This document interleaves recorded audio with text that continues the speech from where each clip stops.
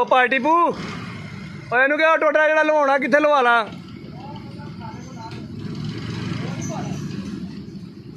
ਉਹ ਲੱਕ ਹੁੰਦਾ ਮਰਿਆ ਆ।